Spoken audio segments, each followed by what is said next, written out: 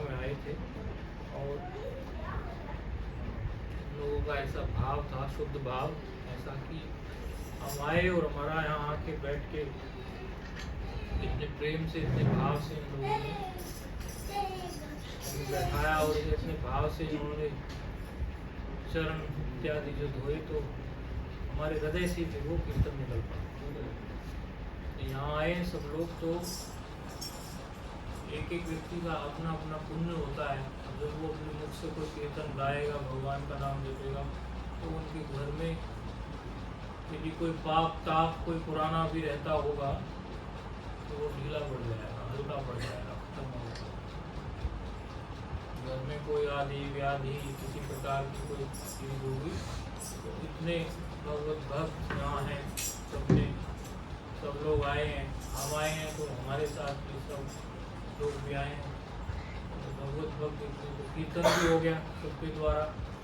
तो ये तो आप बड़े सौभाग्यशाली हैं और कोई आपका पुराना पुण्य रहा होगा, अवश्य ही आपका पुण्य रहा होगा, जिसके कारण ये योग बन भी गया। पहले उन्होंने बोला हमें तो हमने देखते हैं, तो दोबारा बताया हम देखते हैं, तो फिर योग भी बना ऐसा आने का। तो आए भी तो तब ऐसा कुछ तो सोच के आए नहीं थे कि कुछ कीर्तन या ऐसा कुछ, लेकिन वो सारी चीज़ें सहज होती गई। तो सहजता से जो ईश्वर कराते गए तो कराते गए, ना हम करने वाले थे इसमें, तो सब कुछ हो रहा था। तो बताया था ना आप लोगों को, तो स्वामी शिवानंद सरस्वती क्या कहते थे कि पहले भी चीज़ें हो रही थी, अभी भी चीज़ें हो रही हैं। पहले भी जंगल से लकड़ी लेके आते थे काट के और गंगा जी से जल भर के लेके आते थे बाल्टी में आश्रम की सेवा के लिए, अभी भी लाते हैं। लेकिन अंतर ये है, पहले लगता था कि हम कर रहे हैं, लेकिन अब लगता है कि ये सब हो रहा है। Earlier I was thinking I am doing chopping the woods and carrying the water. Earlier I was thinking I am the doing, but now it's happening. अभी हो रहा है। तो हम किसी प्लानिंग से तो यहाँ आए नहीं थे, तो सहज भाव में सब हुआ। अर्थात ये सारा योग संयोग ईश्वर ही बनाने वाले हैं, वही करने वाले हैं, वही कराने वाले हैं, तो उन्हीं को सब समझते। आनंद में रहो, सब बढ़िया है। और ऐसी भगवत भक्ति, गुरु भक्ति जिनके जीवन में होती है, उनको भगवान शिव जी भी धन्यवाद करते हैं। माँ पार्वती को भगवान शिव जी कहते ही हैं कि ऐसे गुरु भक्त की से धरा भी पावन हो जाती है।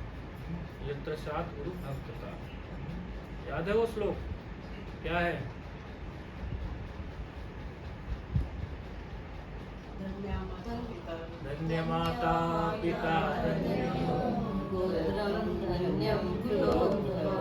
धन्य माता पिता पुत्रं धन्यो कुलोद्भवा धन्या च वसुधा देवी। ये किसने बोला? भगवान शिव जी ने।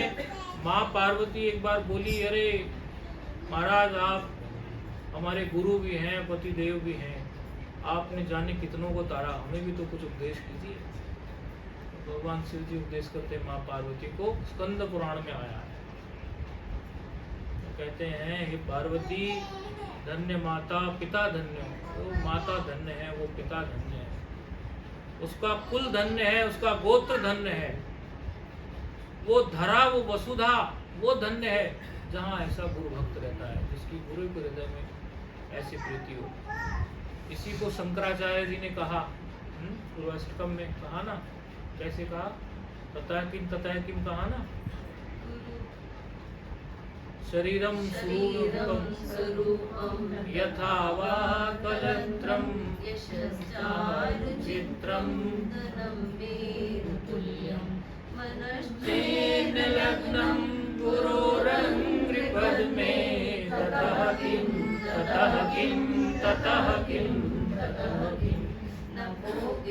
न योगे न वादिराजे न कान्ता सुखे स्वयं विद्येषु चित्तं मनश्चेन लग्नं गुरोरङ्घ्रिपद्मे ततः किं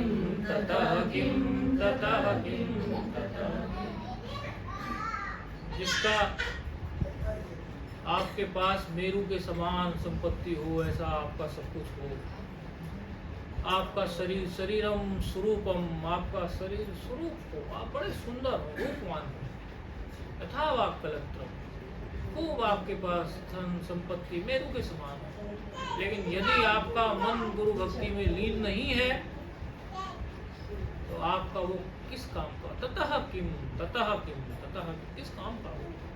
अब इसका उल्टा सोच लो, यदि आपके पास कुछ भी नहीं है, यहाँ तो बहुत कुछ है, ईश्वर की कृपा से सब कुछ है, लेकिन यदि कुछ भी नहीं हो किसी के पास और गुरु भक्ति उसके जीवन में है तो उसके पास सब कुछ है। इसीलिए तो कहा ना भगवान ने, धन्य माता गोत्रम धन्यो कुलोद्भवः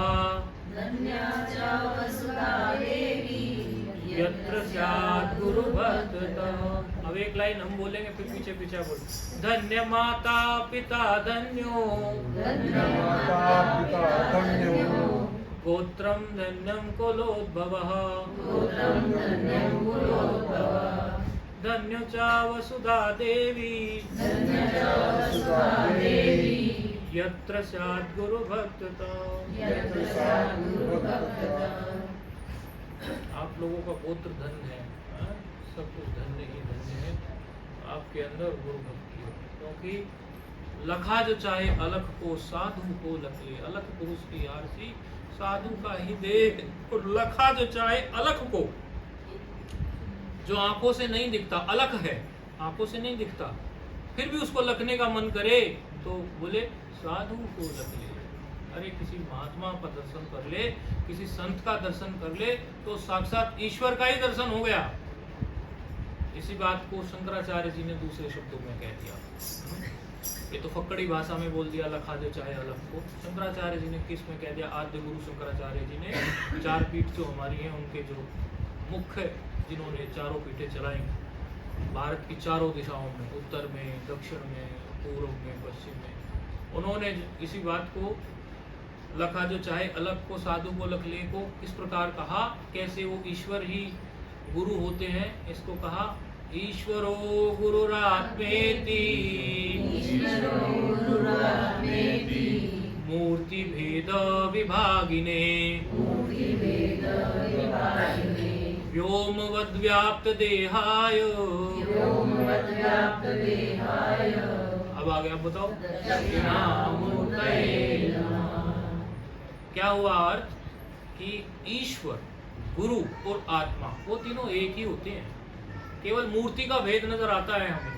व्योमवद् वो व्याप्त, क्योंकि वो अपने को शरीर नहीं मानते, शरीर से परे जो एक चेतन तत्व है वो उसमें रहते हैं, उसमें रमण करते हैं, इसीलिए वो व्यापक होते हैं। तभी कहते हैं ना, अखंड मंडलाकारं येन चराचरं तत्पदं दर्शितं येन तस्मै श्री गुरवे नमः। अखंड मंडलाकार, वो व्याप्त है भाई, अखंड है, वो खंडित नहीं है। तो ऐसी गुरु भक्ति जहाँ जिस घर में हो और गुरुओं का और संतों के प्रति भाव हो सुंदर, तो वो घर तो पवित्र होता ही है, क्योंकि गुरु भक्ति थी तभी तो आ गए। और आज इतने लोग, आपने कभी कल्पना भी नहीं की होगी, अब से 10 दिन पहले तो आपने कल्पना भी नहीं की होगी, 5 दिन पहले भी कल्पना नहीं की होगी, 3 दिन पहले भी कल्पना नहीं की होगी कि देखो ऐसे जो है भगवत भक्त, इतने भगवत भक्त आके और आपके यहाँ कीर्तन करेंगे। ये तो आपने कल्पना भी नहीं की होगी कि ऐसे भगवत भक्त आपके घर आ जाएंगे और कीर्तन करेंगे। देखो कैसे निमित्त, कहाँ से ये लोग आए हुए हैं, कोई नोएडा से, कोई सहारनपुर से, कोई दिल्ली से, कोई और कहीं से, जाने कहाँ से ये लोग, चंडीगढ़ से, होशियारपुर से, कहाँ से दूर दूर से लोग आए हुए हैं। और वो लोग आके आपके यहाँ ऐसे इस प्रकार से आके कीर्तन करेंगे, ऐसा तो आप लोग कल्पना भी नहीं कर सकते। लेकिन कोई पूर्व का कोई पुण्य रहा होगा, ऐसा कोई आपकी जाने अनजाने में कोई ऐसी सेवा हो गई होगी जिससे ईश्वर प्रसन्न हो गए होंगे कि आज ये ऐसा योग बन गया। और देखना, ये जो क्षण आप आज बिता रहे हैं यहाँ पर, यदि कभी कोई कष्ट आए, आप इन क्षणों को भी याद कर लो तो आपका वो कष्ट चला जाएगा। क्योंकि जब भी कभी आपके मन में कोई जीवन में कष्ट आए तो उत्तम क्षणों को आपको याद करना चाहिए, जो आपके जीवन के सबसे खुशी के पल रहे हों, आनंद के पल रहे हों। उन्हीं आनंद के और खुशी के पलों को यदि आप फिर से स्मरण में लाएंगे तो आप फिर से वहीं पहुंच जाते हैं जहां जिस समय के जो वो पल होते हैं, वो क्षणों में ही आपका प्रवेश हो जाता है।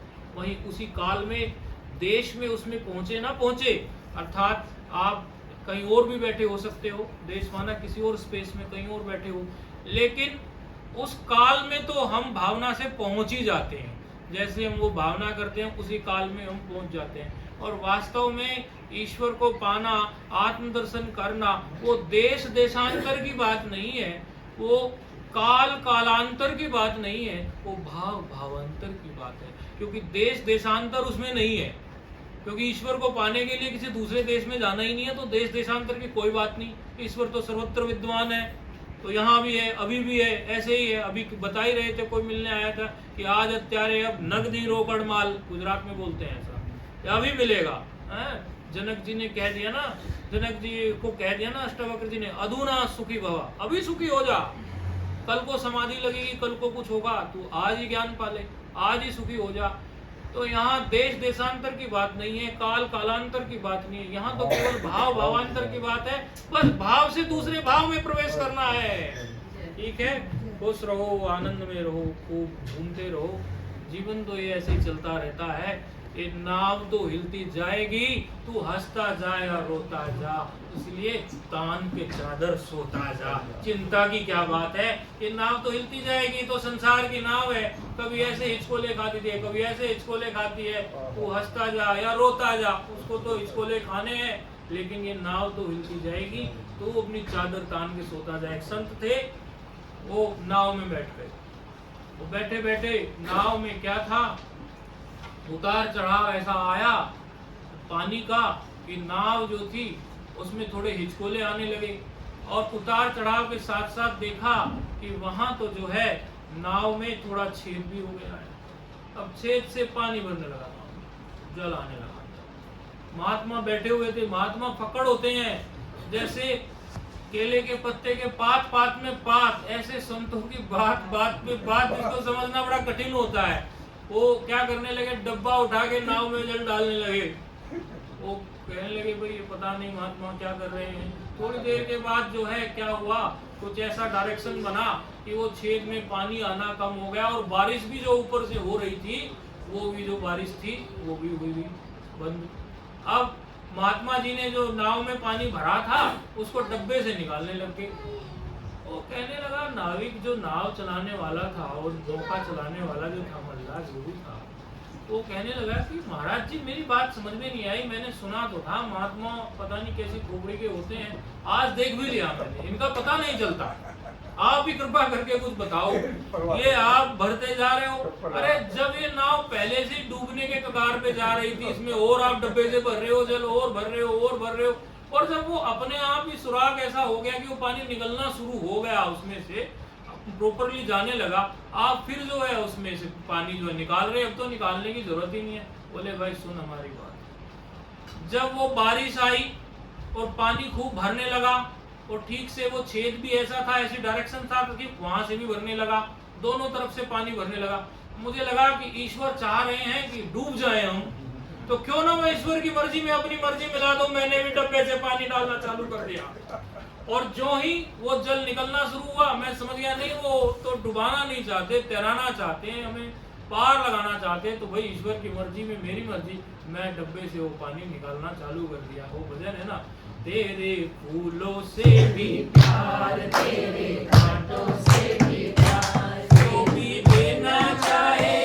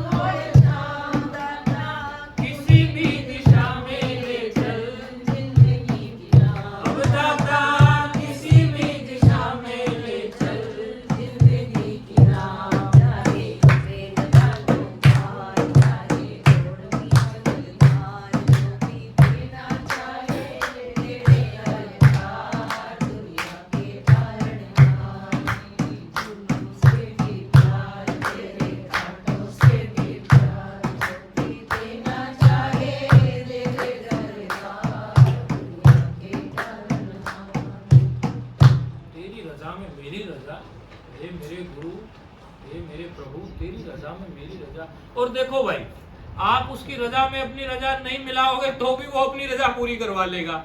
हमारा बस वैसे ही चलने वाला नहीं है, पहले ही सरेंडर कर दो। आजकल तो ये बात आतंकवादी भी समझने लगे। उत्तर प्रदेश में तो जो योगी की सरकार है, वहां के गुंडे बदमाश भी समझने लगे।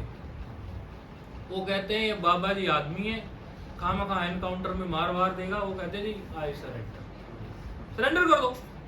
तो भगवान तो शक्तिशाली हैं, आप सरेंडर नहीं भी करोगे उसमें इतनी शक्ति है, वो करा लेगा सरेंडर आपसे। तो हारना ही क्यों, सरेंडर ना होके क्यों हारना? आप पहले ही जीत जाओ। आप पहले कह दो हम तुम्हारे हैं प्रभु जी, हम तुम्हारे हैं, हम तुम्हारे रहेंगे, ओ मेरे गुरुवर। हम तुम्हारे हैं प्रभु जी, तुम हमारे हो, तुम हमारे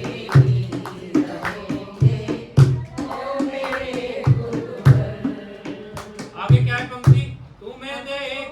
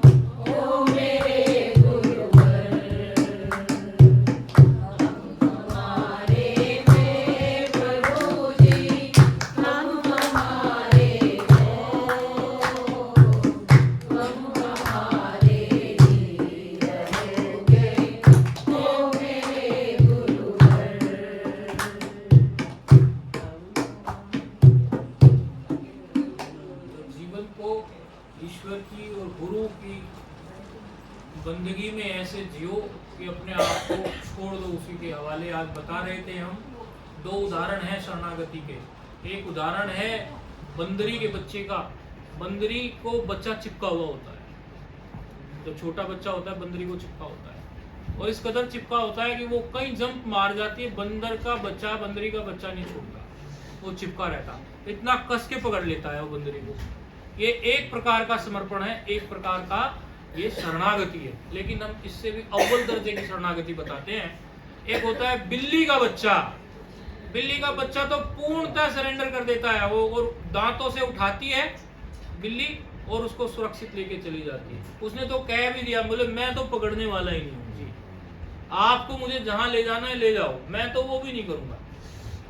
बिल्ली का बच्चा तो ऐसा।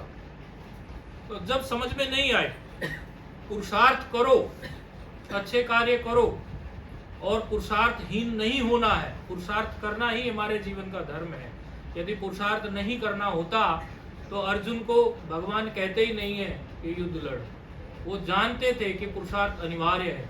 राम जी यात्रा के लिए गए, घूमने के लिए कहीं, उन्होंने सोचा कि मैं थोड़ा यात्रा पे निकलता हूँ, तो अपने मंत्रियों इत्यादि के साथ 16 साल की उम्र में घूमने के लिए गए राम जी। इंतजाम हो गया, रथ इत्यादि हो गई, घूम के आए। तो घूम के आके बैठ के अपने एक अलग भवन में आके बैठ गए। वहाँ बैठने के बाद बड़ा शोक, लोग कहने लगे अरे भोजन करिए मंत्री इत्यादि। कहने मुझे भोजन स्वाद नहीं लग रहा है, कुछ भी स्वाद नहीं लग रहा है, कुछ भी अच्छा नहीं लग रहा है। बोले क्यों अच्छा नहीं लग रहा है? किसी को बता नहीं रहे। वहाँ उसी समय विश्वामित्र जी का प्रवेश है, वासिष्ठ जी बैठे हुए हैं, विश्वामित्र जी का प्रवेश है। बोले हे राजन, दशरथ को बोलते हैं, हे राजन आप अपने पुत्रों को मुझे दे दीजिए, मुझे तो यज्ञ करना है और मैंने हिंसा ना करने का प्रण लिया है। मुझ में इतना सामर्थ्य है कि मैं चाहूं तो मंत्र से राक्षसों का विनाश कर सकता हूं। क्योंकि दो प्रकार की शक्ति होती है, एक शास्त्र की शक्ति, एक शस्त्र की शक्ति, और ये शास्त्र की शक्ति के अंतर्गत आती है मंत्र शक्ति।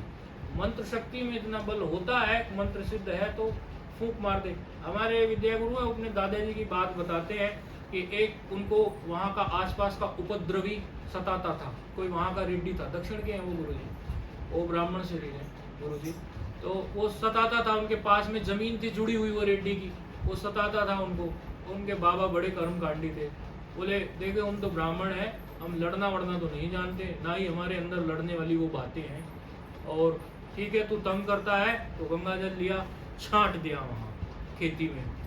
अब वो खेती बंजर हो गई, खूब दम लगा लिया, सारे फर्टिलाइजर सारा कुछ डाल लिया उन्होंने, खूब सारा यूरिया खाद जो भी देसी खाद, वो खेती नहीं हुई।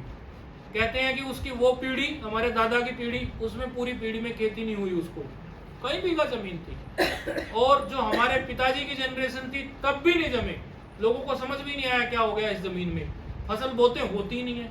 तीसरी पीढ़ी बोलो जब हमारी आई तो उसके परिवार वाले, उधर उसकी तीसरी पीढ़ी आई, इधर हमारी तीसरी पीढ़ी आई, बोले हमारे परिवार के पास आए, बोले अब तो हमें क्षमा कर दो, अरे आपके बाप दादे तो चले गए लेकिन हम किससे क्षमा मांगे, अब तो आपसे ही मांग सकते हैं।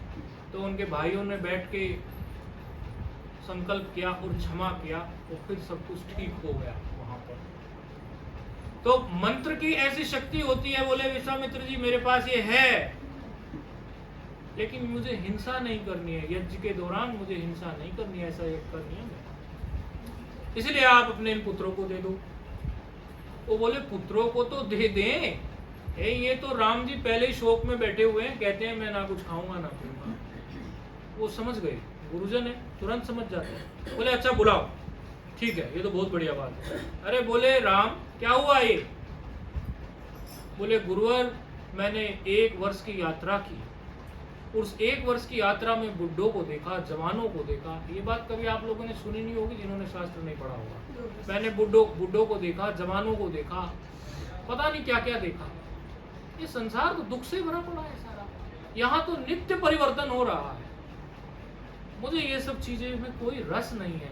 ये मंत्री इत्यादि तो जैसे हिरण घास में रमता है, हरे घास में, ये तो ऐसे इनको लग रहा है राज बड़ा, ऐसा कैसा है, मुझे तो इस राज्य में कोई लगता नहीं, ये कोई सुख नहीं हो सकता, ये तो सब नित्य, इनको दिख नहीं रहा है तो सब बदल जाने वाला है, इसमें क्या मैं आस्था पाऊं। विश्वामित्र और वासिष्ठ जी बोले बाड़म अरे साधुवाद है, इसको तो वैराग्य हो गया है, ये तो बड़ा सुंदर है, अब हम इसको ज्ञान देंगे। और फिर पूरे प्रकरण चले, वहां से वैराग्य प्रकरण आदि ऐसे 6 प्रकरण है ना, 6 प्रकरण चले निर्वाण प्रकरण तक। श्री योग वासिष्ठ महारामायण से बोल रहे हैं, श्री योग वासिष्ठ महारामायण शास्त्र है, उसमें सारा उपदेश आया। फिर उनको वैराग हुआ और पूरा उपदेश कर दिया, और फिर उपदेश करके ज्ञान करा दिया और कहा अब निठल्ले बन के मत बैठो, पुरुषार्थ करो, वरना क्या कहते, यदि आजकल कुछ सोचेगा ज्ञान हो गया अब मुझे क्या करना है, नहीं नहीं, ज्ञान तो हो गया, दुर्जनों सज्जनों भूया, सज्जनों शांति माप्नुयात्। आपको ज्ञान हुआ, दुर्जन सज्जन बने, सज्जनों को शांति मिले, और आपको ज्ञान हो गया तो आप आगे और